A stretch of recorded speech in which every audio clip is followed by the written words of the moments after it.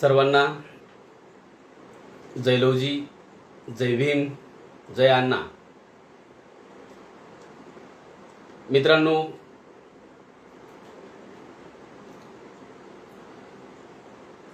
सर्वप्रथम आपल्या सर्वांना क्रांतिगुरु वस्ताद लहुजी साळवे यांच्या जयंतीनिमित्त मी हार्दिक हार्दिक शुभेच्छा देतोय।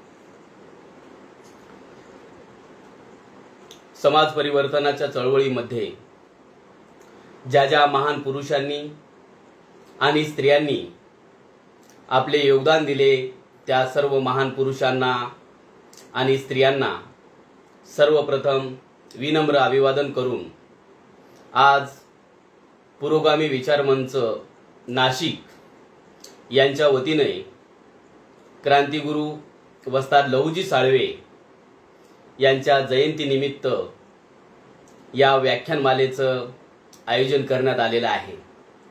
त्याबद्दल मी सर्वप्रथम या पुरोगामी विचार मंच नाशिकच्या सर्व सभासदाचे, त्यांना फॉलोअर्स करणाऱ्या सर्व सदस्यांचे, मित्रमंडळीचे मी मनपूर्वक धन्यवाद देतो। मित्रांनो, आज आपल्या समोर क्रांतिगुरु लहुजी साळवे या विषयाची मांडणी करण्यासाठी मी ऑनलाईनच्या माध्यमातून हजर आहे आणि ही मांडणी करण्यासाठी, माझे विचार आपल्यापर्यंत पोहोचण्यासाठी ज्या मित्रांनी मोठ्या कष्टानं, मोठ्या धडपडीनं आपल्यापर्यंत मला पोहोचण्याची मेहनत घेतलेली आहे ते आमचे मित्र प्राध्यापक सुहास नाईक सर आणि त्यांना साथ देणारे निलेश नेटके सर यांचं सुद्धा मी मनपूर्वक धन्यवाद व्यक्त करतो।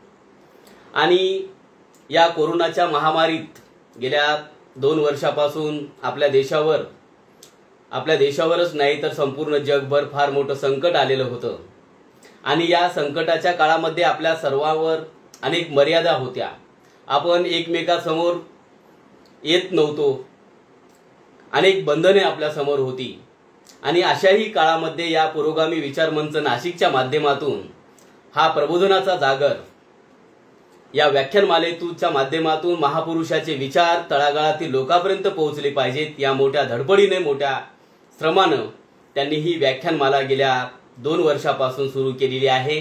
त्याबद्दल पुन्हा एकदा मी या पुरोगामी विचार मंच नाशिक यांचे मनपूर्वक धन्यवाद व्यक्त करतो।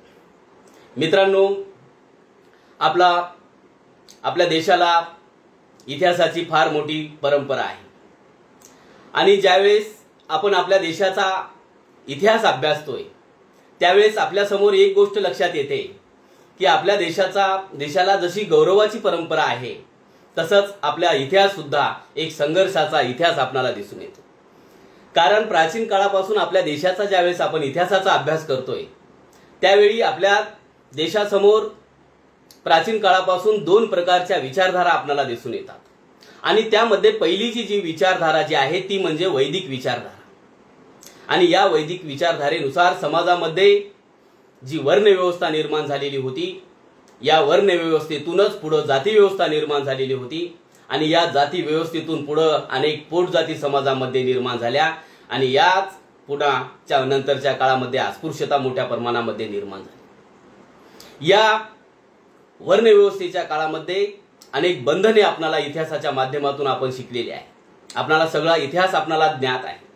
परंतु या वैदिक विचारधारेला शह देण्याचं काम, या वैदिक विचारधारा जी आहे या वैदिक विचारधारामुळे समाजामध्ये विषमता मोठ्या प्रमाणामध्ये निर्माण झालेली होती। माणसाकडे माणूस म्हणून पाहिलं जात नव्हतं। एवढंच नाही तर काही विशिष्ट वर्णाला फक्त शिक्षणाचा अधिकार होता, बाकीच्या जातींना शिक्षण घेण्याचा अधिकार सुद्धा नव्हता, त्यांना तुच्छ केलं जात होतं। एवढंच नाही तर कुत्र्या मांजराला जवळ केलं जात होतं, परंतु माणसाला माणूस म्हणून जवळ केलं जात नव्हतं। आणि त्यामुळेच या विचारधारेच्या विरोधामध्ये, या वैदिक विचारधारेच्या विरोधामध्ये प्राचीन काळापासून संघर्ष झालेला आपल्याला दिसून येतात। या वैदिक विचारधारेला शह देण्याचा प्रयत्न आपल्या प्राचीन भारतामध्ये सर्वप्रथम तथागत गौतम बुद्ध यांनी केलेला आहे। याच काळामध्ये, नंतरच्या काळामध्ये वर्धमान महावीर यांनी संघर्ष केलेला आहे, चार्वाकांनी संघर्ष केलेला आहे, मध्ययुगामध्ये महात्मा कबीर यांनी संघर्ष केलेला आहे महात्मा बसवेश्वरांनी संघर्ष केलेला आहे, त्यानंतरच्या काळामध्ये तुकाराम महाराजांनी संघर्ष केलेला आहे, छत्रपती शिवाजी महाराजांना सुद्धा या संघर्षाला सामोरं जावं लागलेलं आहे। एवढंच नाही तर हीच जी परंपरा जी आहे ही आधुनिक काळापर्यंत अनेक महापुरुषांनी पुढे नेलेली आपल्याला दिसून येते। त्यामध्ये आवर्जून उल्लेख केला पाहिजे तो म्हणजे महात्मा ज्योतिराव फुले, सावित्रीबाई फुले व क्रांतिगुरु वस्ताद लहुजी साळवे, मुक्ता साळवे, त्याचप्रमाणे नंतरच्या काळामध्ये राजश्री शाहू महाराज, विश्वरत्न डॉक्टर बाबासाहेब आंबेडकर, महर्षी विठ्ठल रामजी शिंदे पासून ते अण्णाभाऊ साठेपर्यंत अशा अनेक महामानवांनी या विचारधारेला शह देण्याचं काम केलेलं होतं। आणि मित्रांनो, ज्यावेळेस आपण इतिहासाचा अभ्यास करतो त्यावेळेस आपल्या समोर एक गोष्ट लक्षात आली पाहिजे की ज्या आपल्या भारतामध्ये आधुनिक काळामध्ये ज्यावेळेस ब्रिटिशांची सत्ता आपल्या भारतावर होती आणि ब्रिटिश परकीय जरी असले तरी ज्यावेळेस ब्रिटिशांची सत्ता आल्याच्या नंतर आपल्या देशामध्ये खऱ्या अर्थानं समता प्रस्थापित होण्यास मदत झालेली आपल्याला पाहायला मिळते। कारण याचं कारण काय तर सर्वप्रथम ब्रिटिशांनी आपल्या देशामध्ये शिक्षणाची सुरुवात केलेली आहे आणि हा शिक्षणाची सुरुवात सर्वप्रथम ब्रिटिशांनी केलेली होती आणि ब्रिटिश भारतामध्ये आल्यामुळेच सर्वसामान्य व्यक्तीला शिक्षण घेण्याचा अधिकार आपल्याला मिळालेला आपल्याला पाहायला मिळते आणि त्यामुळेच शिक्षण मिळाल्याच्या नंतर माणूस शहाणा होतो। डॉक्टर बाबासाहेब आंबेडकर म्हणतात की शिक्षण हे वाघिणीचे दूध आहे आणि ज्यावेळेस आपण ते प्राशन करतोय त्यावेळेस तो गुरगुरल्याशिवाय राहत नाही। डॉक्टर बाबासाहेब आंबेडकरांनी शिक्षणाला दुधाची उपमा दिलेली आहे। दूध हे केवळ गाईच्या दुधाची उपमा दिलेली नाही तर वाघिणीच्या दुधाची उपमा दिलेली आहे। याचं कारण शेळीचं किंवा गाईचं दूध सहजासहजी माणसाला मिळते, परंतु वाघिणीचं दूध हे माणसाला सहजासहजी मिळत नाही आणि त्यासाठी संघर्ष करावा लागतो आणि संघर्ष केल्याच्या नंतर क्रांती निर्माण होते आणि शिक्षण घेतल्याच्या नंतर माणूस स्वाभिमानाने जीवन जगतो आणि हा स्वाभिमान आपल्याला शिक्षणामुळे मिळालेला आहे आणि त्यामुळे ब्रिटिश सत्तेचं सुद्धा तेवढंच आपल्याला विचार लक्षात घेणं गरजेचं आहे। मित्रांनो, या ब्रिटिश सत्तेमुळे या काळामध्ये सगळ्यात महत्त्वाचं काय झालेलं आहे तर आपल्याला सगळ्यात महत्त्वाचं ब्रिटिशांच्या शिक्षणामुळे आपल्या भारतातील जे वेगवेगळे प्रांत आहेत यामध्ये 3 प्रांताचा मी आवर्जून उल्लेख करेल। तो म्हणजे सगळ्यात महत्त्वाचं मुंबई इलाखा, पंजाब इलाखा आणि त्यानंतर बंगाल। या 3 प्रांतामध्ये अनेक क्रांतिकारकाच्या चळवळी झालेल्या आहेत। एवढंच नाही तर समाज सुधारणेचे विचार या प्रांतामध्ये रुजलेले आहेत आणि त्याचा प्रभाव सुद्धा आपल्या सर्वांवर पडलेला आहे। त्यामुळे या 3 प्रांताचा जी चळवळी झालेली आहे त्या चळवळी केवळ त्या प्रांतापुरत्या मर्यादित नव्हत्या तर त्याचा प्रभाव जो आहे संपूर्ण देशभर आपल्याला पडल्याचा आपल्याला दिसून येते आणि त्यामुळेच हे जे विचार आहेत, क्रांतिकारी विचार जे आहेत, समाजापर्यंत नेण्याचे जे विचार आहेत, हे समाजाला शान करणारे जे विचार आहेत हे आपल्याला या काळामध्ये मोठ्या प्रमाणामध्ये मिळालेले आपल्याला दिसून येतात आणि त्यामुळेच या काळामध्ये जे अनेक व्यक्तिमत्वांनी संघर्ष केलेला आहे, समाजाला शान करण्याचं काम केलेलं आहे, तशाच व्यक्तिमत्वापैकी आधुनिक भारताच्या जडणघडणीत ज्या व्यक्तिमत्वांनी महत्त्वाचं योगदान दिलेलं आहे ते व्यक्तिमत्व म्हणजे क्रांतिगुरु वस्ताद लहुजी साळवे होय।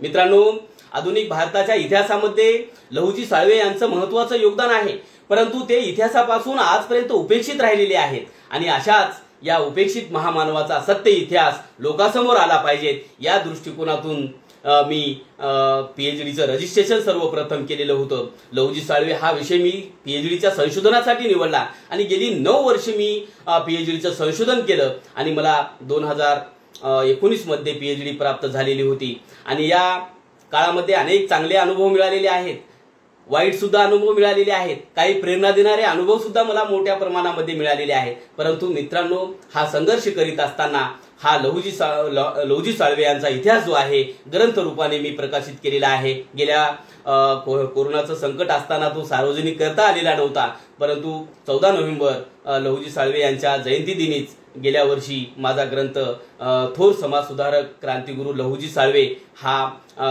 शिवानी प्रकाशन पुणेच्या वतीने प्रकाशित झालेला आहे। मित्रांनो, ज्यावेळेस आपण इतिहासाचा अभ्यास करतोय त्यावेळेस अनेक वेगवेगळे अनुभव आपल्याला येतात। त्यामध्ये सगळ्यात महत्त्वाचं काय तर आजपर्यंत अनेक लेखकांनी, विचारवंतांनी भारताचा इतिहास अनेक प्रकारांनी लिहिलेला आहे आणि हा इतिहास लिहित असताना त्यांनी केवळ राजाची चरित्र इतिहासामध्ये लिहिलेली आहे। एक इतिहासकार कार्लाइल नावाचा इतिहासकार आहे, त्यांची एक व्याख्या आहे की थोर व्यक्तीची चरित्र व त्यांनी केलेल्या कामगिरीचा उल्लेख म्हणजे इतिहास. मग प्रश्न असा निर्माण होतो की इतिहास घडवण्यामागे सामान्य माणसाचं योगदान काहीच नाही का? म्हणजे अशा व्याख्येचा आधार घेऊन आपल्या इतिहासाचं लेखन करण्यात आलेलं आहे. आणि त्यामुळे उपेक्षित जो समाज जो आहे, उपेक्षित जे नायक आहेत, त्या नायकांना, त्या उपेक्षित व्यक्तिमत्वांना इतिहासामध्ये कोणतंही स्थान नव्हतं. परंतु नंतरच्या काळामध्ये 1980च्या दशकात सबअल्टर्न नावाची जी कन्सेप्ट आलेली होती, त्या सबअल्टर्न कन्सेप्टच्या माध्यमातून अनेक उपेक्षित नायक समोर आलेले होते. आणि त्यामुळेच लहुजी साळवे सुद्धा यांच्या इतिहासामध्ये सुद्धा आपल्याला भर घालता आलेली आहे. आज लहुजी साळवेंना सुद्धा इतिहासामध्ये स्थान निर्माण झालेलं आहे. अनेक MPSC असेल, UPSCच्या परीक्षेमध्ये सुद्धा अभ्यासक्रमामध्ये लहुजी साळवे आलेले आहेत. आधुनिक भारताच्या इतिहासामध्ये सुद्धा आता नवीन ग्रंथरूपाने लहुजी साळवे आपल्याला त्या पद्धतीनं मांडणी होणार आपल्याला दिसून येते. अशा पद्धतीनं जे इतिहासाचं लेखन आजपर्यंत केलेलं होतं, परंतु या व्यवस्थेला शिह देण्याचा प्रयत्न जो आहे करण्यात आलेला होता. आणि या ग्रंथाच्या रूपानं, माझ्या PhDच्या रूपानं थोर समाजसुधारक क्रांतिगुरू लहुजी साळवे हा विषय मी मांडण्याचा प्रयत्न केलेला आहे. त्याची मांडणी आपल्यासमोर मी करेल. मित्रांनो, आपणाला सर्वांना माहीत आहे की लहुजी साळवे यांचा जन्म 14 नोव्हेंबर 1794 रोजी पुरंदर किल्ल्याच्या पायथ्याशी असलेल्या पेठ नावाच्या वस्तीमध्ये लहुजी साळवे यांचा जन्म अस्पृश्य म्हणून ओळखल्या जाणाऱ्या मांग जातीत झाला. त्यांच्या वडिलाचे नाव राघोजी साळवे आणि आईचे नाव विटाबाई असे होते. मित्रांनो, त्या काळात आपल्या पूर्वजाचे नाव लहान मुलांना ठेवण्याची पद्धत होती. आजही ही पद्धत आपल्यामध्ये आहे. आणि त्यानुसार राघोजी साळवे यांनी आपले थोरले आजोबा थोरले लहुजी यांचेच नाव आपल्या मुलाला ठेवले. म्हणजेच साळवे घराण्यातील लहुजी हे तिसरे नाव आहे. आता ज्यावेळेस लहुजीचा जन्म झाला आणि लहुजीचा जन्म झाल्याच्या नंतर लहुजी लहानपणापासूनच त्यांच्यामध्ये अनेक गुण होते. लहुजींची कुशाग्र बुद्धी एक महत्वाचा घटक होता. आणि लहुजीची कुशाग्र बुद्धी पाहून राघोजी साळवे यांनी लहानपणापासूनच लहुजी साळवे यांच्याकडे विशेष अशा प्रकारचे लक्ष दिले. परंतु मित्रांनो, हा काळ पेशवाईचा होता आणि त्या काळामध्ये जातीयता अत्यंत ताठर असल्यामुळे ब्राह्मणेतरांना शिक्षण घेण्याचा अधिकार नव्हता. एवढंच नाही तर अस्पृश्यांना या काळामध्ये पदोपदी जातीयतेचे चटके सहन करावे लागत असत. आणि या काळामध्ये अस्पृश्य जातीतील ज्या अनेक जाती आहेत, महार, मांग, चांभार, धेड इत्यादी लोकांस रस्त्याने जाताना थुंकण्याची सुद्धा या काळामध्ये परवानगी नव्हती. म्हणजे अशा प्रकारची परिस्थिती या काळामध्ये होती. म्हणजे अनेक बंधनं प्राचीन काळापासून अस्पृश्य समाजावर होते. एवढंच नाही तर एखाद्या उच्च वर्णीयाच्या अंगावर आपली सावली सुद्धा पडता कामा नये. अशा प्रकारची दयनीय स्थिती जी आहे संपूर्ण अस्पृश्य समाजाची होती. परंतु मित्रांनो, राघोजी साळवे हे सैन्यामध्ये नोकरी करीत असल्यामुळे आणि त्यांच्यातील जे शौर्य आहे त्या शौर्यामुळे त्यांना जरी या व्यवस्थेचे चटके बसत नसले तरी बाकी अस्पृश्य समाजाची स्थिती अत्यंत बिकट अशा प्रकारची होती. आणि त्यामुळे राघोजींना पेशवाईतील जातीयतेबद्दल प्रचंड चीड होती. परंतु मित्रांनो, या काळामध्ये उदरनिर्वाहाचं कोणतंही साधन नव्हतं आणि उदरनिर्वाहाचं साधन नसल्यामुळे त्यांनी आपल्या घराण्यावर पूर्वापार चालत आलेली जी जबाबदारी जी आहे ती स्वीकारून छत्रपती शिवाजी महाराजांच्या स्वराज्याचं रक्षण करण्याचं कार्य जे आहे हे राघोजी साळवे यांनी पुढे चालू ठेवलेलं होतं. मित्रांनो, राघोजी साळवे आणि दादोजी नाईक दादोजी नाईक म्हणजे उमाजी नाईक यांचे वडील, हे दोघेही पुरंदर किल्ल्याचे रखवालदार होते आणि दोघांचंही एकच गाव होतं. आणि त्यामुळे राघोजी साळवे आणि दादोजी नाईक यांचे लहानपणापासूनच घनिष्ठ अशा प्रकारचे संबंध होते. आणि त्यामुळे लहुजी साळवे आणि उमाजी नाईक यांचे बालपण जे आहे बराच काळ एकत्र गेलेला आपल्याला पाहायला मिळते. राघोजी साळवे यांनी लहानपणापासूनच विशेष अशा प्रकारचं लक्ष दिलेलं होतं आणि त्यामुळे आपल्या मुलावर जे संस्कार करायला पाहिजेत होते तशा प्रकारचे संस्कार राघोजी साळवे यांनी बालवयापासूनच लहुजी साळवे यांच्यावर केलेले होते. म्हणजे वडिलांचं महत्त्वाचं योगदान मुलांच्या याच्यामध्ये जडणघडणीमध्ये असते, तसं राघोजी साळवे यांचं महत्त्वाचं योगदान होतं. कारण लहुजींना घराच्या प्रांगणात लहानपणापासून तिरंदाजी शिकवणे, मल्लखांब असेल किंवा दांडपट्टा असेल, या सर्व विद्येचं प्रशिक्षण देण्याचं काम हे राघोजी साळवे यांनी केलेलं होतं.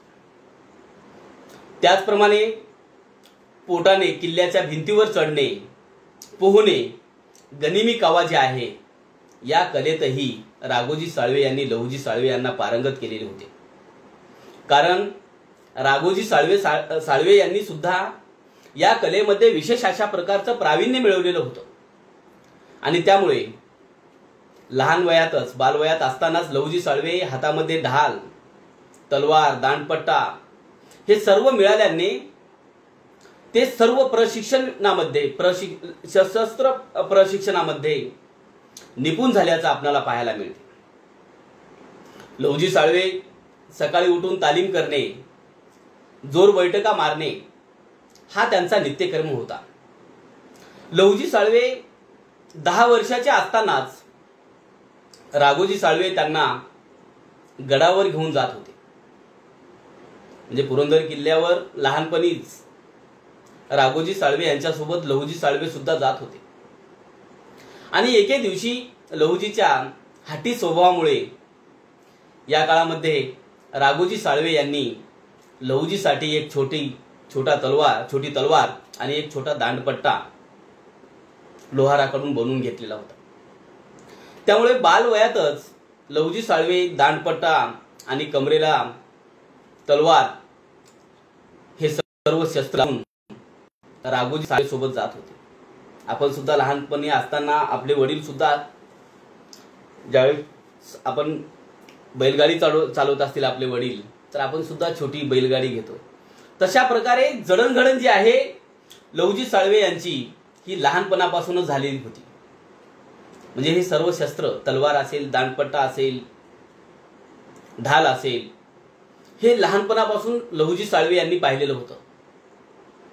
असेच एकदा एक प्रसंग लहुजी साळवे यांच्या जीवनातील आहे की या काळामध्ये संपूर्ण घोड्याचे व्यापार मोठ्या प्रमाणामध्ये भरत होते आणि अशाच प्रकारे राघोजी साळवे सरकारी कामानिमित्त थेऊर या ठिकाणी गेलेले होते आणि यावेळी राघोजी सोबत लहुजी साळवे सुद्धा होते.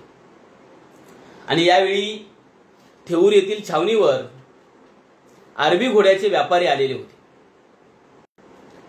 आणि या काळामध्ये राघोजी कारभारासह कामात गुंतले होते.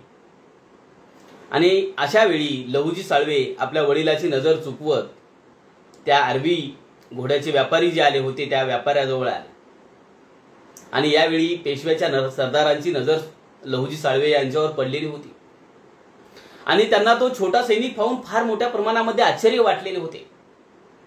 त्यांनी लहुजींना विचारले की अरे, तू दांडपट्टा लावून नुसता फिरतोस की तुला फिरवताही येते?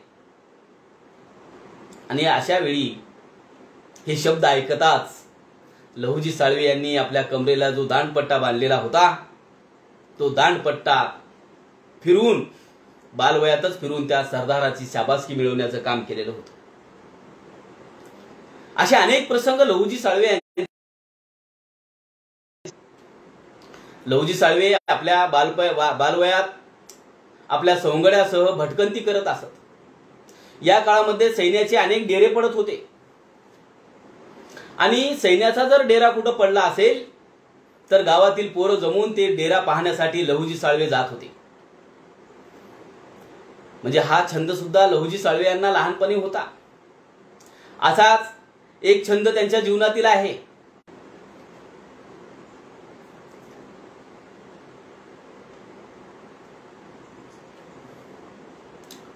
की बालवयात असे अनेक प्रसंग लहुजी साळवे यांच्या जीवनामध्ये घडलेले होते. एके दिवशी जंगलामध्ये एक गुराखी आपल्या गुराढोर चालवत होता आणि यावेळी या गुराख्याच्या कळपातील एका गायीच्या वासरास लहुजी साळवे यांनी उचलून घेतलेले होते. आणि हा जो प्रसंग घडला होता तो प्रसंग त्या गुराख्याने सर्व गावामध्ये, पेठ गावामध्ये सांगितला. आणि त्यावेळी लोक जे आहेत लहुजीच्या ताकदीसमोर थक्क झालेले होते. असे अनेक प्रसंग जे आहेत बालवयात लहुजी साळवे यांच्या सोबत घडलेले होते. तरुण वयामध्ये अख्खा बैल खांद्यावर घेऊन नाचणे, जेजुरीच्या खंडोबाचा एका दमात गड चढणे, यासारख्या त्यांच्या ज्या मल्लयुद्धेतल्या ज्या गोष्टी ज्या आहेत, त्यांच्या ज्या सफलतेच्या ज्या कथा आहेत, त्या कथा गावोगावी आणि प्रांतभर रंगत होत्या. त्यांच्या मल्लयुद्धेतल्या अभूतपूर्व विजयाच्या कथा या काळामध्ये अनेक मल्लाकडून सांगितल्या जात होत्या आणि त्यामुळे तरुणामध्ये एक ईर्ष्या निर्माण होत होती आणि त्यांना प्रेरणा मिळण्याचं काम हे लहुजी साळवेकडून मिळत होतं. आजही ज्यावेळेस आपण पुणे परिसरामध्ये फिरतोय त्यावेळेस अनेक जे वयोवृद्ध लोक आहेत अशा लोकांकडून लहुजी साळवे यांच्या जीवनातील ज्या शौर्यांच्या ज्या कथा आहेत त्या आपल्याला पाहायला मिळतात, ऐकायला मिळतात. मित्रांनो, राघोजी साळवे यांनी लहुजीस लहानपणापासूनच मल्लविद्येचे शिक्षण दिलेलं होतं आणि त्यानंतर त्यांनी लहुजीला पुरंदरच्या तालमीमध्ये पाठवलेलं होतं आणि याच तालमीत लहुजी साळवे यांनी प्रचंड सराव करून अंग मेहनत केलेली होती. सरावाच्या लढतीत अनेक मुले दमत होती कारण लहुजी साळवे यांच्याकडे प्रचंड प्रमाणामध्ये शक्ती होती. कुस्तीचे डावपेच त्यांच्याकडे होती आणि त्यामुळे या काळामध्ये अनेक मल्ल जे आहेत हे लढती टाळत होते. या काळात जे पुणेचा जो परिसर आहे, पुणे असेल, जुन्नर असेल, अहमदनगरचा जो परिसर असेल, सातारा, या परिसरामध्ये जत्रेच्या निमित्तानं अनेक कुस्त्याचे सामने भरत होते आणि या सामन्यात लहुजीने अनेक जे नामवंत पैलवान होते त्या पैलवानास चारी मुंड्या चित्त करून अनेक वेळा बक्षीस मिळवलेले होते. तर अनेक वेळा या कुस्तीच्या सामन्यामध्ये बिनजोड म्हणून त्यांना बिदागी मिळत होती. त्यामुळं अनेक जे नामवंत पैलवान जे आहेत या पैलवानांनी सुद्धा लहुजींचा धसका या काळामध्ये घेतलेला होता. मित्रांनो, अशाच प्रकारे फलटण या ठिकाणी एक जंगी कुस्त्याचा सामना भरवण्यात आलेला होता इसवी सन 1816 मध्ये आणि यावेळी या सामन्यासाठी पंजाब या प्रांतातून एक पठाण येणार होता आणि हा पठाण, या पठाणाची उंची 7 फूट जवळपास होती आणि हा नावाजलेला पैलवान होता. त्याची शरीरयष्टी अत्यंत मजबूत अशा प्रकारची होती आणि यावेळी लहुजी साळवे यांनी या पठाणी पैलवानाचे आव्हान स्वीकारलेलं होतं. या दोघांमध्ये जी आटीतटीची लढाई झालेली होती त्या कुस्तीमध्ये त्या पठाणास चारी मुंड्या चित्त करण्याचं काम हे लहुजी साळवे यांनी केलेलं होतं आणि त्यामुळे याच वेळी लहुजी साळवे यांना पलटणच्या महाराजाकडून सोन्याचं एक कडं आणि 11 मोहरा बक्षीस म्हणून सुद्धा मिळालेल्या होत्या. मित्रांनो, पलटण येथील कुस्तीच्या आखाड्यातील जो पराक्रम लहुजी साळवे यांनी दाखवलेला होता, त्या पराक्रमामुळे लहुजी साळवे यांचा मल्लविद्येत मोठ्या प्रमाणामध्ये दबदबा वाढलेला होता. एवढंच नाही तर पुणे असेल, जुन्नर, सातारा, अहमदनगर या परिसरामध्ये सुद्धा लहुजी साळवे यांना जोड नव्हती.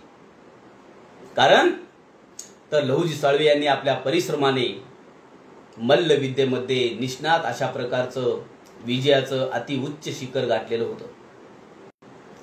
त्यांच्या मल्लविद्येतल्या शौर्यांच्या, विजयाच्या, ज्या मर्दानकीच्या ज्या कथा आहेत, ह्या कथा ऐकून राघोजीसह जे कुस्तीप्रेमी होते, विठाबाई आई, राघोजीसह आई विठाबाई आणि कुस्तीप्रेमी यांना आनंद होत होता.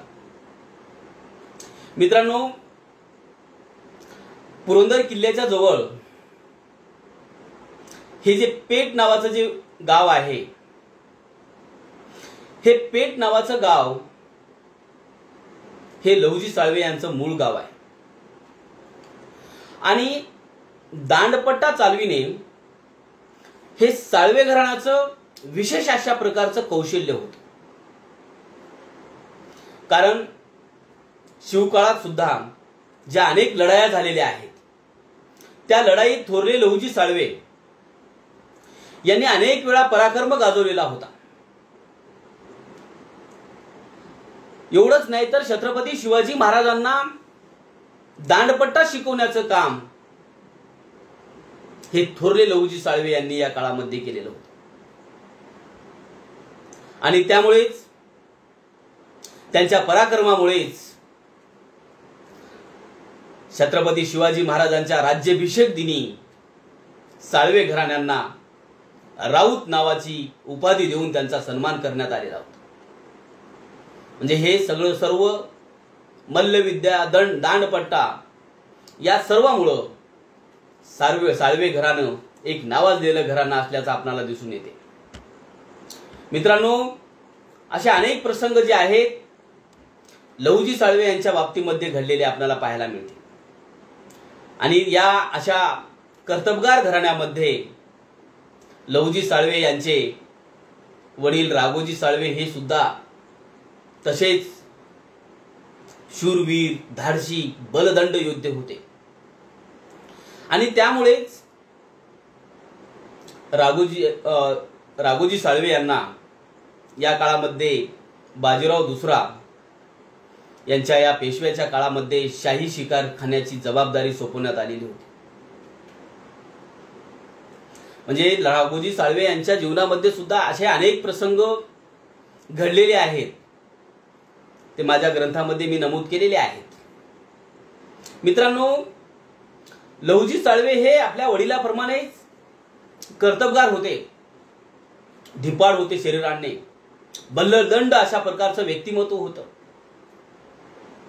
आणि त्यामुळेच या काळामध्ये 1811चा प्रसंग असेल, यावेळी लहुजी साळवे यांना आपल्या वडिलाच्या आग्रहाखातर पेशव्याच्या रामोशी गेटवर नाकेदार म्हणून नोकरी मिळालेली होती 1811 मध्ये.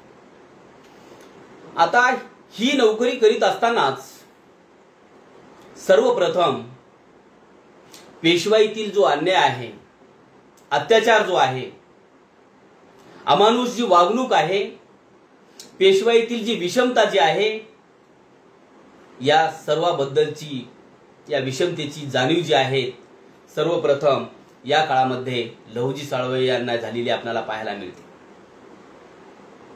मित्रांनो, आपल्या पेशवे काळामध्ये अनेक लढाया झालेल्या आहेत. त्या लढाईमध्ये इसवी सन 1817 नोव्हेंबरचं वर्ष होतं.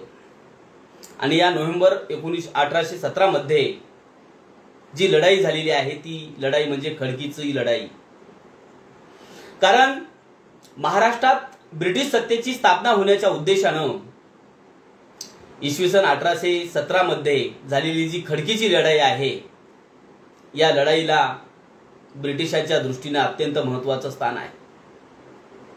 कारण खडकीतील जी लढाई आहे खडकीची, या खडकीतील विजयानेच महाराष्ट्रात खऱ्या अर्थानं ब्रिटिश सत्तेची स्थापना झालेली आहे।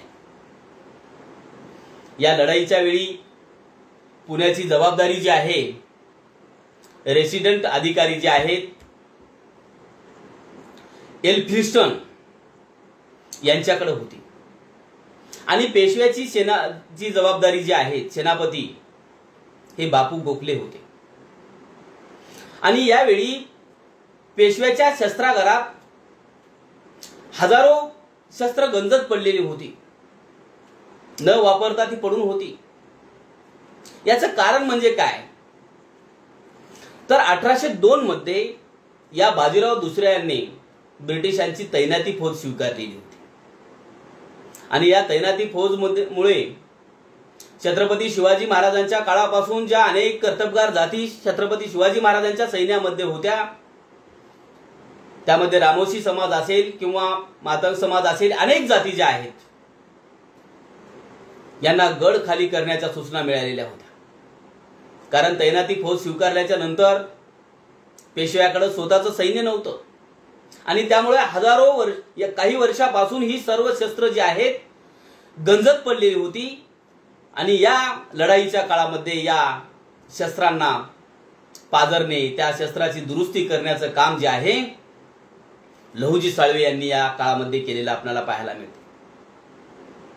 दुसरे बाजीराव पेशवे आणि सेनापती बापू गोखले यांनी राघोजी साळवे यांना या काळात पुणे, अहमदनगर, फलटण, सातारा हा जो परिसर आहे या परिसरातील सैन्यांना एकत्र करण्याचा आदेश सुद्धा दिलेला होता आणि त्यानुसार राघोजी साळवे यांनी या परिसरातील जो महादेव कोळी समाज आहे, भिल्ल असतील, त्यानंतर अस्पृश्य समाज जो आहे या अस्पृश्य जातीतील सैनिकांना एकत्र करण्याचं काम केलेलं होतं पुण्यामध्ये। त्यामुळे पुण्यामध्ये जवळपास 40,000 सैन्य जमा झालेले होते आणि खडकी येथे लढाई सुरू असतानाच बाजीराव दुसरा हे लढाईचं चित्र जे आहे दुर्बिणीच्या माध्यमातून पाहत होता। म्हणजेच लढाई चालू असताना राजा म्हणजे पेशवा जो आहे म्हणजे युद्धामध्ये प्रत्यक्ष सहभाग न घेता तो दुर्बिणीच्या माध्यमातून पर्वतीवरून हे लढाईचं सर्व चित्र पाहत होता। मित्रांनो,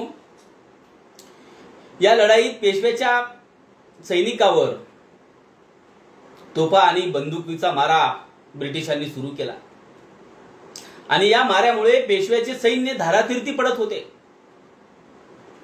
तोफाच्या भडीमाराने घोड्यासह योद्धे पराक्रमाची शर्त गाजून लढता जखमी होऊन या काळामध्ये मृत्यूला सामोरे जात होते। हे सैनिक युद्ध करीत असतानाच जे सैनिक जमिनीवर पडले, कोसळलेले आहेत, हे सैनिक कोसळताच ब्रिटिश सैनिक त्यांची मुंडकी तलवारीने उडवून त्यांच्यावर घोडी नाचवत असत आणि हे सर्व दृश्य राघोजी साळवे सुद्धा पाहत होते आणि हे सर्व दृश्य पाहून ते द्वेषाने लढत होते। दांडपट्ट्याच्या सहाय्याने त्यांनी अनेक इंग्रज सैन्याचा प्रतिकार केलेला आहे राघोजी साळवे यांनी आणि तेव्हा ह्या दांडपट्टा फिरवणाऱ्या राघोजींना पाहून इंग्रज सैनिकांनी त्यांच्यावर गोळ्याचा भडीमार केला आणि मोठ्या धैर्यानं शेवटपर्यंत ब्रिटिशाची लढता लढता राघोजी साळवे यांनी या लढाईमध्ये आपलं बलिदान दिलं। मित्रांनो, ब्रिटिशांच्या अत्याधुनिक शस्त्रास्त्रामुळे पेशव्याच्या हजारो सैनिकाचे या लढाईमध्ये प्राण जात होते आणि हे पाहून पेशव्याचे सेनापती बापू गोखलेंनी या काळामध्ये शरणागती स्वीकारली। आपल्या सैन्याचा पराभव झाला हे बाजीराव दुसरा यांना कळले आणि त्यावेळी त्यांनी या काळामध्ये पर्वतीवरून पलायन केलेलं आपल्याला पाहायला मिळते। मित्रांनो, या खडकीच्या लढाईमध्ये राघोजी साळवे यांनी जे बलिदान दिलेलं आहे त्यांच्या मृत्यूमुळे लहुजी साळवे यांना प्रचंड वेदना झालेल्या होत्या कारण या लढाईच्या अगोदरच काही महिने अगोदर आई विठाबाईंचं निधन सुद्धा झालेलं होतं आणि आई वडिलांचं छत्र जे आहे हे कायमचं गेलेलं होतं आणि त्यामुळे लहुजी साळवे यांना प्रचंड प्रमाणामध्ये वेदना झाल्या। युद्धाची समाप्ती होताच त्यांनी आपल्या पित्याचे अंत्यसंस्कार केले। राघोजीच्या मृत्यूचा जबरदस्त धक्का जो आहे लहुजी साळवे यांना बसलेला होता, कारण या लढाईत पेशव्याच्या नाकर्तेपणामुळे आणि पलायनवादी प्रवृत्तीमुळे राघोजीसह हजारो रामोशी, आदिवासी व अस्पृश्य समाजाचे प्राण गेलेले होते आणि त्यामुळे लहुजी साळवे यांनी या काळामध्ये शपथ घेतलेली होती की जोपर्यंत या देशातून इंग्रजाची सत्ता नेस्तनाबूत करणार नाही तोपर्यंत स्वस्थ बसणार नाही, अशी प्रतिज्ञा लहुजी साळवे यांनी केली। काही लोक म्हणतात की या काळामध्ये देश नावाची संकल्पना होती काय? मित्रांनो, ज्यावेळेस आपण इतिहासाचा अभ्यास करतोय त्यावेळेस पासून देश ही संकल्पना आता निर्माण झालेली नाही, याच्या अगोदर पासून देश ही नावाची संकल्पना आहे। आपल्या वडिलांचे प्राण ब्रिटिशांनी घेतलेले होते आणि त्यामुळे या ब्रिटिश सत्तेच्या विरोधामध्ये लहुजी साळवे यांनी या काळामध्ये रणशिंग फुंकण्याचं काम केलेलं होतं। त्यांनी प्रतिज्ञा केली आणि त्यातूनच या देशाला या परकीयांच्या तावडीतून मुक्त करण्याची पहिली ठिणगी जी आहे ही लहुजी साळवे यांच्या क्रांतिकारी विचारातून दिसून येते। मित्रांनो, जरी राघोजी साळवे हे पेशव्याच्या सैन्यामध्ये असले, पेशव्यांच्या सैन्यामध्ये हे राज्य शिवाजी महाराजांचं होतं, हे आपण विसरता कामा नये। कारण छत्रपती शिवाजी महाराजांच्या स्वराज्याचं रक्षण करण्यासाठी राघोजी साळवे आणि लहुजी साळवे हे या लढाईमध्ये लढत होते।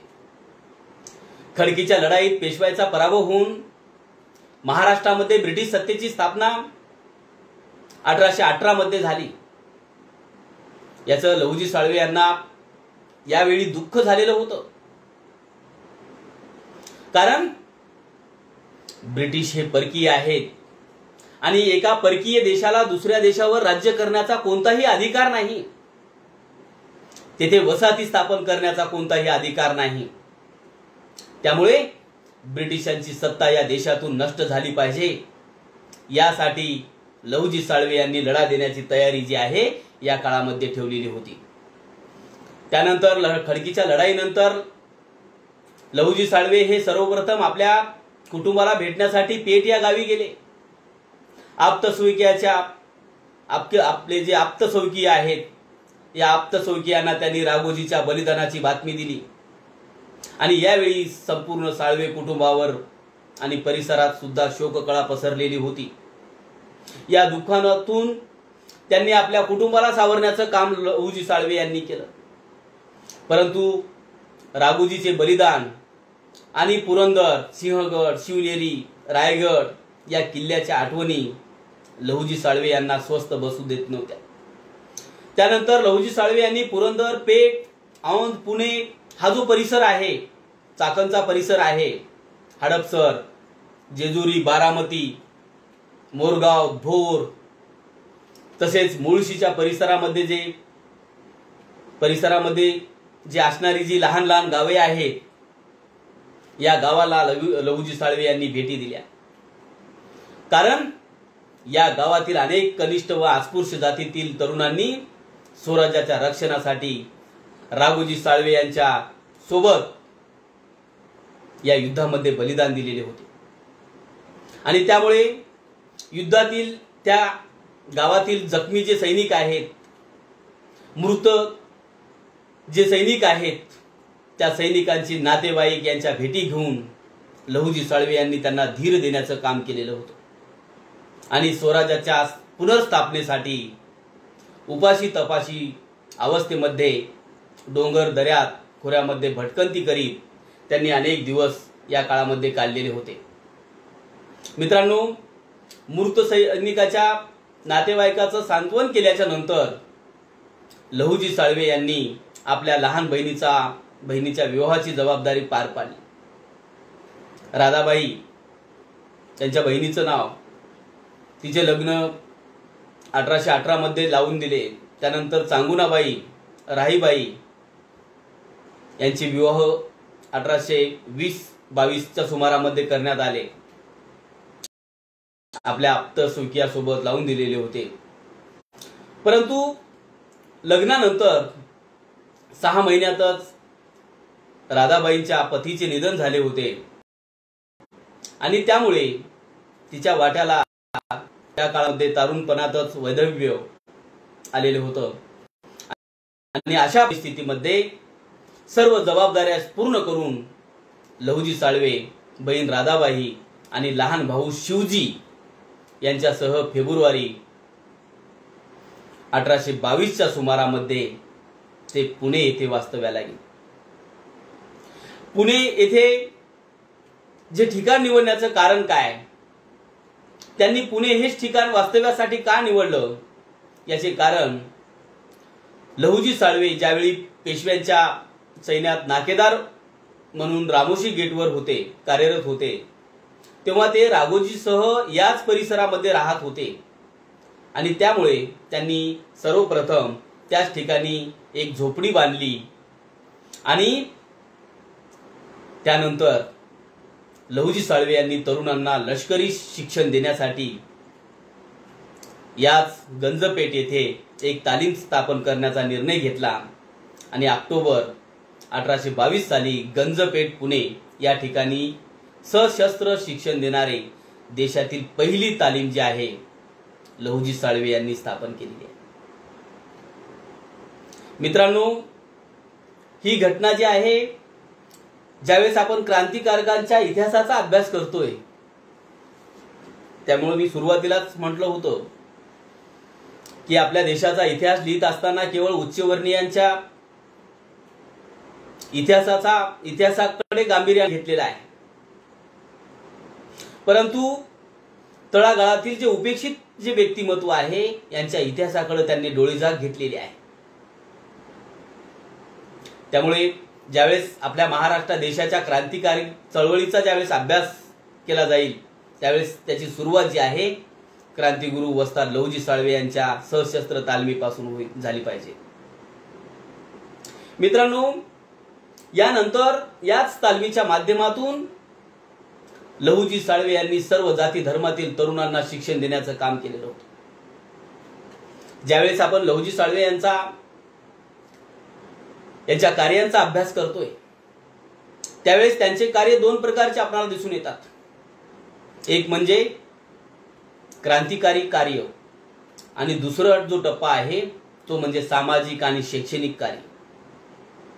म्हणजेच लहुजी साळवे यांच्या कार्याचा ज्यावेळेस आपण अभ्यास करतोय, त्यावेळेस म्हणजे 1847 पर्यंत लहुजी साळवे हे क्रांतिकार्यामध्ये पुढे आपल्याला दिसून येतात.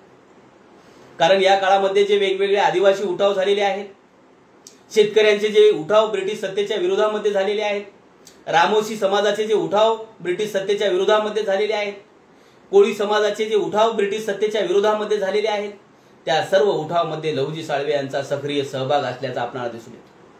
मित्रांनो, केवळ क्रांतिकारी कार्य एवढाच लहुजी साळवे यांचा विषय नाही, तर सगळ्यात महत्त्वाचं लहुजी साळवे यांचं आदर्श घेण्यासारखं कार्य ते म्हणजे सामाजिक आणि शैक्षणिक कार्य आहे. आणि त्यामुळेच लहुजी साळवे यांच्या जीवनाचा आपण ज्यावेळेस गांभीर्याने अभ्यास करतोय, त्यावेळेस लहुजी साळवे यांचे विचार हे कर्मठ विचारसरणीचे नव्हते, तर त्यांचे विचार हे पुरोगामी अशा प्रकारचे होते. हे आपल्याला त्यांच्या बालवयापासून ते त्यांच्या मृत्यूपर्यंतच्या कार्याचा आढावा घेतल्याच्या नंतर आपल्याला लक्षात येतं. तर लहुजी साळवे यांचे विचार हे पुरोगामी विचार होते. पुरोगामी विचारांचे प्रवक्ते, भोक्ते लहुजी साळवे होते. याची अनेक उदाहरणं आपल्याला इतिहासामध्ये दिसून येतात. कारण त्यांच्या कुटुंबातील लहान बहीण राधाबाई हिच्या पतीच्या मृत्यूनंतर त्या माहेरी राहत होत्या आणि तेव्हा लहुजी साळवे यांनी राधाबाईचा सन्मान करून तिच्याकडे कुटुंब प्रमुखाची जबाबदारी दिलेली आपल्याला पाहायला मिळते. मित्रांनो, लहुजी साळवे हे मानवतावादी धर्माचा पुरस्कार करणारे व्यक्तिमत्व होते. त्यामुळे तरुणांना मल्लविद्या आणि लष्करी शिक्षण देताना लहुजी साळवे यांनी कधीही दुजाभाव केलेला आपल्याला दिसून येत नाही. त्यांच्यातील जी कर्तबगारी आहे, त्यांच्या कर्तबगारी व राष्ट्रनिष्ठेमुळेच अनेक जाती धर्मातील जे ब्राह्मण असतील, मराठा, कुणबी, धनगर, आदिवासी अशा अनेक जाती धर्माचे जे तरुण आहेत, लहुजी साळवे यांच्या तालमीमध्ये सशस्त्र विद्येचे शिक्षण घेत होते. मित्रांनो, इसवी सन ज्यावेळेस लहुजी साळवे यांचा जन्म 1794 मध्ये झाला आणि मृत्यू 1881 मध्ये, हा जो टप्पा आहे म्हणजेच 1794 ते 1881 हा काळ आपल्या भारतीय इतिहासामध्ये नवजागरणासाठी प्रसिद्ध आहे. अन्य क्रांतिकारकांनी फक्त देशाला सर्वस्व अर्पण केलेले आहे, परंतु लहुजी साळवे यांना देश आणि समाज या दोन्ही स्तरावर लढावे लागले. कारण देश स्वतंत्र होऊन सर्व समस्या सुटणार नाहीत, तर त्याच्या जोडीला सामाजिक आणि आर्थिक समता आवश्यक आहे. म्हणून लहुजी साळवे यांची क्रांतिकारकता ही दुहेरी अस्त्राप्रमाणे होती, जिने विदेशी आणि भारतीय कर्मठ विचारसरणी या दोघांवरही हल्ला चढवलेला आपल्याला पाहायला मिळतो. मित्रांनो, लहुजी साळवे यांनी भारतीय स्वतंत्र लढ्यासाठी एक फौजच आपल्या सशस्त्र तालमीत तयार केली, जी पुढे अनेक उठावामध्ये आपल्याला पाहायला मिळते. त्या सर्वांचा पाया लहुजी साळवे यांच्या मल्लविद्येत असल्याचं आपल्याला दिसून येतं. मित्रांनो, भारतीय जातीव्यवस्थेतील जे अस्पृश्य म्हणून ओळखल्या जाणाऱ्या जातीतील ज्या माणसाने अनेक समकालीन क्रांतिकारकास प्रत्यक्ष अप्रत्यक्षरित्या सहकार्य केले, त्यांना सहाय्य केले, आपल्या देशासाठी स्वतःच्या घरादाराची पर्वा केली नाही. लहुजी साळवे यांचे भारतीय स्वतंत्र लढ्यामध्ये महत्त्वपूर्ण योगदान आहे. असे असले तरी ते इतिहासापासून उपेक्षित असल्याचं आपल्याला दिसून येते. लहुजी साळवे हे सुरुवातीपासूनच छत्रपती शिवाजी महाराजांचे भक्त होते. त्यांना स्वराज्याबद्दल प्रचंड आदरभाव होता. त्यांना स्वराज्यातील अनेक गडदुर्गाची माहिती होती. लहुजी साळवे यांच्या तालमीमध्ये अनेक जाती धर्मातील तरुण प्रशिक्षण घेत होते आणि या सर्व शिष्यांना, या सर्व तरुणांना लहुजी साळवे आपल्या स्वराज्यातील जे सर्व किल्ले आहेत, या किल्ल्याच्या भेटी घडून आणत होते. मग त्यामध्ये पुरंदर किल्ला असेल, रायगड किल्ला असेल, शिवनेरी असेल आणि अशाच प्रकारे इसवी सन 1848 मध्ये राष्ट्रपिता महात्मा ज्योतिबा फुले यांनी 1847 मध्ये लहुजी साळवे यांच्या तालमीमध्ये प्रवेश केलेला होता आणि त्यावेळी त्यांच्यासोबत त्यांचे मित्र, ब्राह्मण जातीतील मित्र सुद्धा सोबत होते. मित्रांनो, अशाच प्रकारे इसवी सन 1848 मध्ये लहुजी साळवे यांनी आपल्या तालमीतील सर्व शिष्यासह रायगड किल्ल्याला भेट दिलेली होती आणि यावेळी लहुजी साळवे यांनी रायगडावरील सर्व जी स्थळं जी आहेत ही आपल्या शिष्याला दाखवण्याचं काम केलेलं आहे. रायगड किल्ल्याची संपूर्ण माहिती आपल्या शिष्यांना दिली एवढंच नाही तर छत्रपती शिवाजी महाराजांची समाधी त्यांनी दाखवली आणि आपले शिष्य ज्योतिराव फुले यांच्या पुढाकाराने या छत्रपती शिवाजी महाराजांच्या समाधीचा जीर्णोद्धार जो आहे या काळामध्ये करण्यात आला। मित्रांनो, जर लहुजी साळवे सारखा माणूस वस्ताद झाला नसता तर स्वातंत्र्य चळवळीसाठी देशभक्त आणि समाज सुधारक कसे निर्माण झाले असते। परंतु भारतीय इतिहासाची ही शोकांतिका आहे की उपेक्षित समाजामध्ये कितीही श्रेष्ठ माणूस जन्माला आला तरी त्याला हेतू पुरस्करपणे बाजूला ठेवले जाते, त्याला इतिहासापासून दूर ठेवण्यात येते। क्रांतिगुरु लहुजी साळवे यांना सुद्धा त्यांच्या जातीमुळे दूर ठेवण्यात आल्याचं आपल्याला दिसून येते। शस्त्रास्त्राचे शिक्षण घेण्यासाठी लहुजींच्या तालमीत ज्योतिराव फुले आणि त्यांच्यासोबत उच्चवर्णीय ब्राह्मण जातीतील मित्र सदाशिव गोवंडे, सखाराम परांजपे व मोरो विठ्ठल वाळवेकर यांचाही समावेश होता। त्यांनी लहुजी साळवे यांना गुरुस्थानी मानून त्यांच्या सशस्त्र तालमीत मल्लविद्येचं शिक्षण घेण्याचं काम केलेलं आहे आणि या मल्लविद्येच्या शिक्षणाबरोबरच सामाजिक समतेचे धडे लहुजी साळवे यांनी आपल्या शिष्याला दिल्याचं पाहायला मिळते। मित्रांनो, हे शिक्षण घेत असतानाच लहुजी साळवे यांच्या असे लक्षात आले होते की आपल्या तालमीतील आणि वस्तीतील तरुणांना प्रौढ शिक्षणाची गरज आहे। म्हणजे हा काळ ब्रिटिश सत्तेचा होता, त्यामुळे समता प्रस्थापित होण्यासाठी शिक्षण महत्त्वाचं साधन होतं आणि अशा काळामध्ये तालीम शिकत असतानाच आपल्या तालमीतील तरुणांना किमान वाचण्यापुरतं अंकबेरीज एवढं तरी ज्ञान झालं पाहिजेत आणि त्यामुळे लहुजी साळवे यांनी ज्योतिराव फुले यांना या तरुणांना प्रौढ शिक्षण देण्यास सुचवलेलं होतं, कारण त्यांच्या तालमीमध्ये सुशिक्षित अशा पद्धतीचं व्यक्तिमत्व ज्योतिबा फुले होते आणि याचाच परिपाक म्हणून लहुजी साळवे यांच्या तालमीत इसवी सन 1847 मध्ये देशातील पहिली प्रौढ शिक्षण देणारी शाळा लहुजी साळवे यांच्या तालमीमध्ये स्थापन झालेली आहे।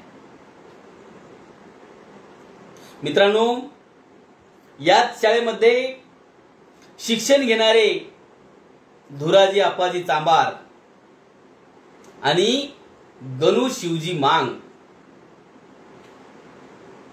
लहुजी साळवे यांचे लहान बंधू शिवजी यांचा मुलगा म्हणजे गणू शिवजी मांग यांनी पुढे अस्पृश्याच्या शाळेमध्ये अध्यापनाचे काम केलेले आहे। ज्यावेळेस महात्मा ज्योतिराव फुले यांनी सावित्रीबाई फुले यांनी पुणे परिसरामध्ये ज्यावेळेस शाळा सुरू केलेल्या होत्या त्यांना प्रचंड त्रासांना सामोरं जावं लागलेलं होतं। एवढंच नाही तर उच्चवर्णीय तरुण जे आहेत शिक्षण या शाळेवर नोकरी करण्यासाठी पुढे येत नव्हते, म्हणजे शिक्षकाचा फार मोठा प्रश्न निर्माण झाला होता।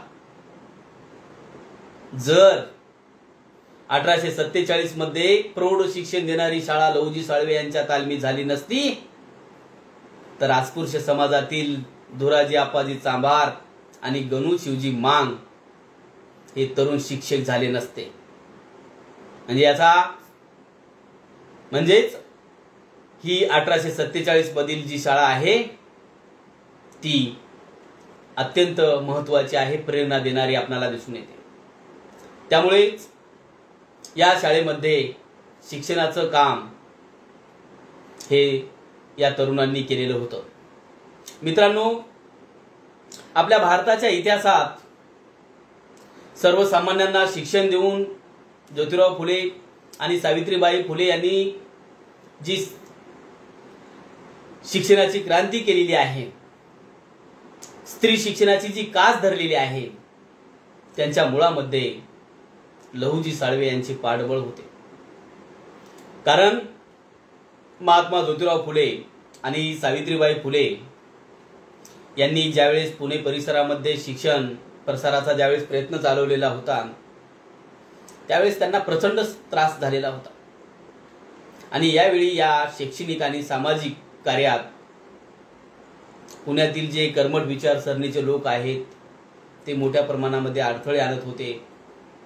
एवढंच नाही तर शाळा बंद पाडण्याचा त्यांनी प्रयत्न केलेला होता. आपणा सर्वांना माहीत आहे की सावित्रीबाई फुले यांना रस्त्याने येता जाता त्यांच्या अंगावर शेण फेकलं जात होतं, चिखल टाकला जात होता. त्याचप्रमाणे अस्पृश्यांनी आपले मुले शाळेत पाठवू नये यासाठी अस्पृश्य समाजांना धमक्या दिल्या जात होत्या.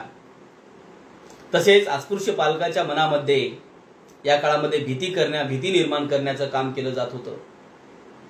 आणि त्यावेळी फुले दाम्पत्याला लहुजी साळवे यांची समर्थ साथ लाभलेली होती.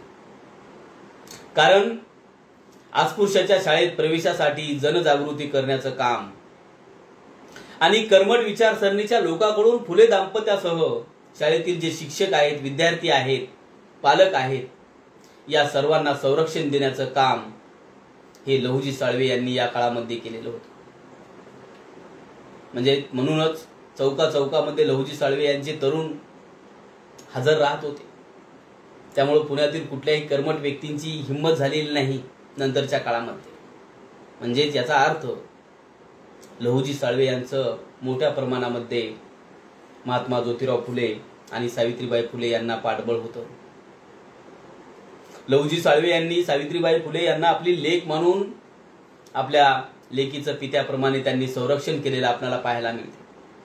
आणि म्हणूनच या पुण्यासारख्या कर्मठ विचारसरणी असलेल्या शहरात ज्योतिराव फुले आणि सावित्रीबाई फुले आपल्या स्त्री शिक्षणाचा गाडा खंबीरपणे चालू शकल्या. मित्रांनो, ज्योतिराव फुले यांनी अस्पृश्य मुलामुलीसाठी जे सुरू केलेल्या शाळा आहेत, त्या सुरू केलेल्या शाळेमध्ये जनजागृती करण्यात आणि त्या शाळेचे संरक्षण करण्यामध्ये लहुजी साळवे मांग, रानबा गायकवाड महार आणि धुराजी आप्पाजी चांभार यांचा मोठा वाटा होता. या तिघांनी मांग, महार, चर्मकार, धूर या सर्व अस्पृश्य जातीतील भेद नष्ट करून या काळामध्ये एकता निर्माण करण्याचा प्रयत्न केला. म्हणजे अस्पृश्य समाजाचे एकीकरण घडून आणण्याचं काम या काळामध्ये लहुजी साळवे यांनी केलेलं होतं. आणि त्यामुळेच या सर्व जातीतील मुले जे आहेत एकत्र गुण्यागोविंदानं शिक्षण घेत होती. मित्रांनो, लहुजी साळवे यांचा लढा हा भारतीय कर्मठ विचारसरणीच्या विरोधामध्ये होता. कारण शिक्षणामुळेच अस्पृश्याचे कल्याण होणार आहे याची जाणीव लहुजी साळवे यांना होती. लहुजी साळवे यांचे शिष्य ज्योतिराव फुले यांनी शैक्षणिक क्रांती घडून आणण्यासाठी अस्पृश्य व स्त्री शिक्षणासाठी अनेक शाळा स्थापन केल्या.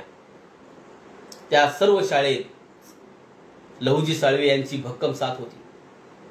इतकेच नव्हे तर लहुजी साळवे यांनी आपला लहान भाऊ शिवजी यांची मुलगी मुक्ता हिला ज्योतिराव फुले यांच्या शाळेत पाठवून स्त्री शिक्षणाच्या बाबतीमध्ये आग्रही भूमिका घेतली. आणि पुढे याच मुक्ता साळवे यांनी इयत्ता 4थीच्या वर्गात शिकत असतानाच एक जगप्रसिद्ध निबंध लिहिलेला आहे. त्या निबंधाचं नाव आहे मांग महाराच्या दुःखाविषयीचा निबंध. त्याची सुरुवातच आहे. त्या निबंधास त्या काळात ब्रिटिश सरकारकडून पहिले पारितोषिक मिळाले होते. त्या निबंधातून मुक्ता साळवे यांनी मांग महाराच्या दुःखाचे विवेचन करून भारतीय समाज व्यवस्थेविरुद्ध बंड करून पेशवेकालीन समाज व्यवस्थेचा जी विदारक जी परिस्थिती होती त्या विदारक परिस्थितीचा पर्दाफाश करण्याचं काम हे शिक्षणामुळे मुक्ता साळवे यांनी केलेलं आहे. मित्रांनो, मुक्ता साळवे या मातंग जातीतील मुलीने आपल्या निबंधातून जो मांडलेला जो विचार आहे की जो समाज आपला इतिहास विसरतो तो आपले भविष्य कधीही घडू शकत नाही, या उक्तीप्रमाणे पशुपेक्षाही हीन जीवन जगणाऱ्या मांग महाराजच्या दुःखाची व्यथा मांडून त्यांना त्यांच्या इतिहासाला उजाळा देण्याचं काम हे मुक्ता साळवे यांनी केलेलं आहे. कारण या निबंध कारण मुक्ता साळवे यांचे विचार या निबंधाच्या माध्यमातून अत्यंत परखड पद्धतीने मांडलेले आहे. ज्या धर्मात राहून ज्यांचे पालन करून त्याच धर्माच्या माध्यमातून अस्पृश्यांचा छळ कसा केला जातो, छळ करणाऱ्याचा आणि छळ सहन करणाऱ्याचा एक धर्म असू शकतो का, अशा प्रकारचा प्रश्न उपस्थित करून मांग महाराणी आपल्या बुद्धीला ज्ञानरूपी औषध घेतले पाहिजे. तरच आपल्या मनातून तुमच्या मनातील ज्या कुकल्पना आहेत त्या कुकल्पना जाऊन तुम्ही नीतिमान व्हाल, असे मुक्ता साळवे यांनी या निबंधाच्या माध्यमातून सांगितले. मित्रांनो, हा निबंध ऐतिहासिक व प्रेरणादायी आहे आणि या निबंधाच्या माध्यमातून आपणाला साळवे घराण्याची जी सामाजिक दृष्टी आहे ती दृष्टी आपणाला या निबंधाच्या माध्यमातून लक्षात येते. मित्रांनो, समाजातील जी जातीभेदाची व कर्मठ जी विचारसरणी आहे, सामाजिक विषमतेची जी मुळं जी आहेत, ती कर्मठ विचारसरणी असलेल्या लोकांच्या स्वार्थी धर्मांधतेत आहेत. हे लहुजी साळवे यांनी या काळामध्ये ओळखलेलं होतं. त्याची चर्चा नेहमी त्यांच्या घरात होत होती. म्हणजे यातूनच लहुजी साळवे यांची पुतणी मुक्ता साळवे हिने वयाच्या 14व्या वर्षी ऐतिहासिक अशा प्रकारचा निबंध लिहून आमच्या अस्पृश्याचा धर्म कोणता अशा प्रकारचा प्रश्न 1855 मध्ये सर्वप्रथम मुक्ता साळवे यांनी मांडला की आमच्या अस्पृश्यांचा धर्म कोणता. हा निबंध आपण वाचला पाहिजे. त्या निबंधाचं आम्ही चिंतन करणं गरजेचं आहे. कारण त्या निबंधामध्ये फार मोठं ज्ञान भांडार आहे आणि अशा प्रकारचे अनेक विचार जे आहेत, विद्रोही विचार या निबंधाच्या माध्यमातून मुक्ता साळवे यांनी मांडलेले आहेत. म्हणजे 1855 साली सर्वप्रथम मुक्ता साळवे यांनी अस्पृश्यांचा धर्म कोणता अशा प्रकारचा सवाल उपस्थित केलेला होता, प्रश्न उपस्थित केलेला होता. त्यानंतर जवळपास 100 वर्षांनी 1956 साली डॉक्टर बाबासाहेब आंबेडकर यांनी मुक्ताच्या प्रश्नाचे उत्तर दिले आणि अस्पृश्याच्या स्वाभिमानासाठी बौद्ध धर्माचा स्वीकार केला. परंतु मित्रांनो, ज्या मातंग जातीमध्ये मुक्ता साळवे यांचा जन्म झाला त्या मातंग जातीत मुलीच्या शिक्षणाचे प्रमाण आजही कमी आहे. समाजात बालविवाह मोठ्या प्रमाणात होतात. ज्या कर्मकांडाविरुद्ध लहुजी साळवे आणि मुक्ता साळवे यांनी आयुष्यभर लढा दिलेला आहे त्याच कर्मकांडाकडे शिक्षण घेतलेल्या मुली किंवा तरुण जे आहेत मोठ्या प्रमाणामध्ये वळत आहेत. उपास तापास, व्रत, वैकल्ये, गंडे दोरे इत्यादी बाबीतून समाजाला अधोगतीकडे नेण्याचं काम आज मोठ्या प्रमाणामध्ये होते. मित्रांनो, ज्या जातीमध्ये मुलीच्या शिक्षणाचं प्रमाण कमी आहे, ज्या समाजातील मुली धार्मिक कर्मकांडाकडे मोठ्या प्रमाणात वळतात, तो समाज प्रगती करेल का? करू शकणार नाही. यासाठी मुक्ता साळवे यांचा आदर्श डोळ्यासमोर ठेवून उच्च शिक्षणासाठी पुढे आलं पाहिजे. कारण समाजाला योग्य दिशा देण्यासाठी आज प्रत्येक घरात मुक्ता साळवे तयार झाल्यास समाज परिवर्तनासाठी वेळ लागणार नाही. मित्रांनो, लहुजी साळवे हे बोलके सुधारक नव्हते, तर ते करते सुधारक होते. त्या काळात सर्वत्र बालविवाहाची पद्धत होती. परंतु लहुजी साळवे यांनी आपल्या बहिणीचा बालविवाह केलेला नाही. तसेच आपली पुतणी मुक्ता साळवे हिचा विवाह थांबवून तिला शिक्षण घेण्याला प्रवृत्त करण्याचं काम हे लहुजी साळवे यांनी केलेलं होतं. लहुजी साळवे यांनी अस्पृश्यता निवारणाबरोबरच या काळामध्ये स्त्री सुधारणेच्या कार्यास महत्त्व सुद्धा मोठ्या प्रमाणात दिलेलं आपल्याला पाहायला मिळते. एक प्रसंग आपल्याला महात्मा ज्योतिराव फुले यांच्या जीवनातील माहित आहे आपल्याला सर्वांना, की महात्मा फुले यांनी समाज सुधारणेसाठी अनेक संघर्ष केलेला आहे. महात्मा फुलेंनी जी या काळामध्ये जी पद्धत होती, भारतीय समाज व्यवस्थेमध्ये 1829 मध्ये सती प्रथा बंदीचा कायदा आला. त्याच्या अगोदर आम्ही जिवंत स्त्रियांना जाळत होतो पतीच्या निधनानंतर. परंतु 1829 मध्ये लॉर्ड विल्यम बेंटिक यांनी कायदा आणला की सती जाणं बंद झालं. परंतु आमचा समाज इतका हुशार आहे की सती प्रथा बंद झाल्याच्या नंतर आम्ही शकल दुसरी लढवली. त्या स्त्रियांनी कोणतेही अलंकार घालायचं नाही, तिचं मुंडन करायचं आणि तिला घरातील एका कोपऱ्यामध्ये बसून ठेवायचं. अशा विधवा स्त्रियावर मोठ्या प्रमाणामध्ये अन्याय अत्याचार होत होते. एवढंच नाही तर तिचं केश मुंडन करून तिला विद्रूप करण्याचं काम आम्ही केलेलं आहे. आमच्या देशामध्ये मोठ्या प्रमाणामध्ये हे होत होतं. स्त्रीचं सौंदर्य तिच्या केसामध्ये असते, परंतु तेच सौंदर्य काढण्याचं काम आमच्या देशामध्ये मोठ्या प्रमाणामध्ये होत होते. म्हणजे सतीप्रथा बंदीचा कायदा आल्याच्या नंतर केश वपन, मुंडन करायचं, विद्रूप करायचं तिला आणि घरात ठेवायचं. अलंकार वापरायचे नाही, काकण नाही, अनेक बंधनं विधवा स्त्रियावर होती. समाजामध्ये विधवा स्त्रियांची संख्या वाढत होती. या विधवा स्त्रियावर अनेक अन्याय अत्याचार सुद्धा होत होते. काही स्त्रिया जीव देत होत्या. अशा अनेक प्रसंग आहेत. अशाच एका विधवा स्त्रीपासून जे मूल झालेलं आहे, त्याच मुलाला सावित्रीबाई फुले आणि महात्मा ज्योतिराव फुले यांनी तिचं बाळंतपण केलं आणि त्या मुलाला दत्तक घेऊन त्याचं नाव यशवंत ठेवलं. अशा अनेक प्रसंग आहेत. एक प्रसंग महत्वाचा आहे की ही पद्धत नष्ट करण्यासाठी, केशवपन ही पद्धत समाजातून नष्ट झाली पाहिजे, यासाठी महात्मा फुले यांनी 1867च्या सुमारामध्ये एक संप घडून आणलेला होता, नाभिक समाजाचा. आणि हा संप करण्यासाठी या काळामध्ये नाभिक समाज भीतीमुळे पुढे येत नव्हता. आणि त्यावेळी लहुजी साळवे यांनी आपल्या पैलवानासह नाभिक बांधवाला संरक्षण देण्याचं काम केलं. आणि त्यावेळी पुण्यामध्ये संप झाला आणि त्यामुळं हळूहळू ही पद्धत, प्रथा सुद्धा नष्ट झाली. आता या सर्व घटनांमधून आपल्याला लक्षात घेणं गरजेचं आहे की लहुजी साळवे हे सामाजिक, शैक्षणिक आणि सांस्कृतिक आणि राजकीय पुनर्स्थापना करू इच्छिणारे धाडसी समाजसुधारक होते. हे गोष्ट आपल्याला लक्षात घेणं गरजेचं आहे.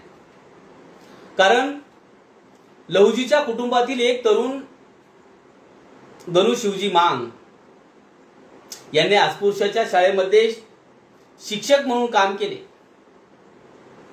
अर्थात शिक्षणास प्रेरणा देणारे प्रथम अस्पृश्य व्यक्तिमत्व म्हणजे लहुजी साळवे. शूद्राच्या शिक्षणाचे अग्रदूत महात्मा ज्योतिराव फुले, पहिल्या स्त्री शिक्षिका आणि मुख्याध्यापिका सावित्रीबाई फुले, प्रथम अस्पृश्य शिक्षक गणू शिवजी मांग आणि धुराजी अप्पाजी चांभार, आणि प्रथम विद्यार्थिनी म्हणजे मुक्ता साळवे.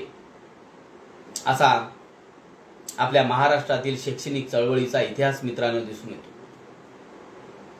मित्रांनो, पेशवाईचा अस्त होऊनही 1818 मध्ये पेशवाईचा अस्त झाला. परंतु आपल्या महाराष्ट्रामध्ये म्हणजे आजपर्यंत सुद्धा जातीयता अत्यंत ताठर बनलेली आहे. आणि या ताठर स्वरूपाची जी अस्पृश्यता जी होती, त्या अस्पृश्यतेमुळे मानवतेला काळीमा भासणाऱ्या अनेक घटना या काळामध्ये होत होत्या. उच्चवर्णीयाकडून अस्पृश्य वर्गावर अनेक अन्याय अत्याचार करणारे जे विषमतामूलक जे कारस्थान जे आहे मोठ्या प्रमाणामध्ये घडत होतं आणि या सर्वांच्या विरोधामध्ये संघर्ष करण्याचं काम हे लहुजी साळवे यांनी या काळामध्ये केलेलं आपल्याला पाहायला मिळते। भरपूर वेळ झाला वाटते त्यामुळे थोडक्यात घेतोय की मित्रांनो, लहुजी साळवे यांचा लढा हा भारतातील कर्मठ विचारसरणीच्या विरोधामध्ये होता। लहुजी साळवे हे सुरुवातीला ब्रिटिश सत्तेच्या विरोधामध्ये सुद्धा होते।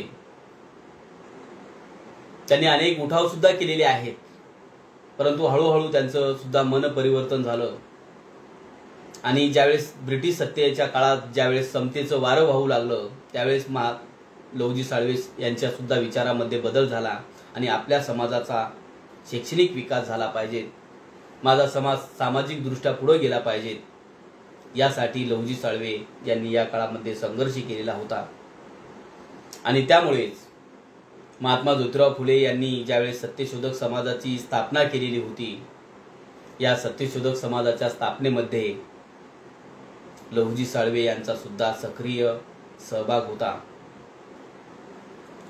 सत्यशोधक समाजाच्या माध्यमातून अनेक जे उपक्रम होते हे लहुजी साळवे यांनी या काळामध्ये पार पाडलेले होते।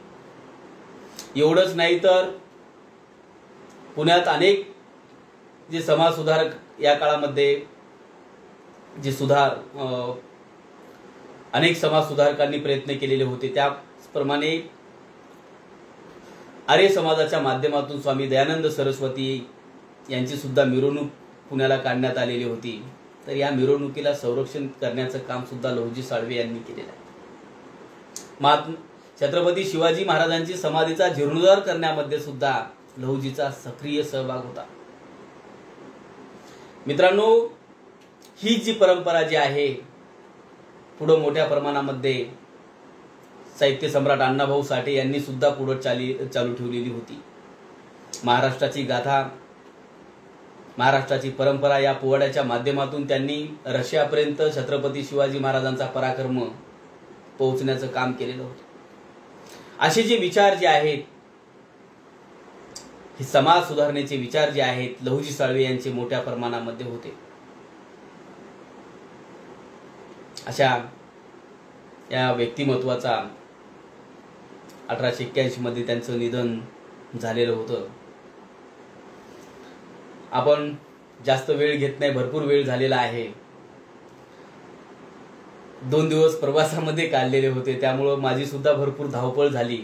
तरी आपण भरपूर मोठ्या प्रमाणामध्ये विचार ऐकण्यासाठी बसला। मी कुणाचे कमेंट्स वगैरे पाहिलेले नाहीत। कुणाला काही प्रश्न असतील तर आपण निश्चितच विचारू शकता। माझा ग्रंथ जो आहे शिवानी प्रकाशन पुणे यांच्याकडे उपलब्ध आहे। आपल्या सर्वांच्या प्रेमामुळे या ग्रंथाची पहिली जी आवृत्ती आहे ही लवकरच संपलेली आहे, प्रकाशन पूर्वच। आता दुसऱ्या आवृत्तीचं काम चालू आहे। हे सुद्धा आपल्या पुढच्या 14 नोव्हेंबर 2022 रोजी हे सुद्धा काम माझं पूर्ण होईल। आपण सर्वांनी माझे विचार ऐकलेले आहेत, जास्त वेळ आपला घेत नाही मी। पुन्हा एकदा पुरोगामी विचार मंच नाशिक यांच्या माध्यमातून मला जी बोलण्याची संधी उपलब्ध करून दिलेली आहे त्याबद्दल संयोजकांचे पुन्हा एकदा आभार व्यक्त करतो। नेटवर्कचा थोडा मध्ये 2-3 वेळेस प्रॉब्लेम आलेला होता आणि माझी सुद्धा धावपळ झालेली होती, त्यामुळं सरांना सांगितलं होतं की सर धावपळ झालेली आहे, त्यामुळं फ्रेश होईल म्हणून काही हे नाही। आता बघूया, ठीक आहे। आपण सर्वांनी ऐकला त्याबद्दल पुन्हा एकदा सर्वांचं धन्यवाद व्यक्त करतो आणि मी माझे विचार थांबवतो। धन्यवाद। जय लहुजी, जय भीम।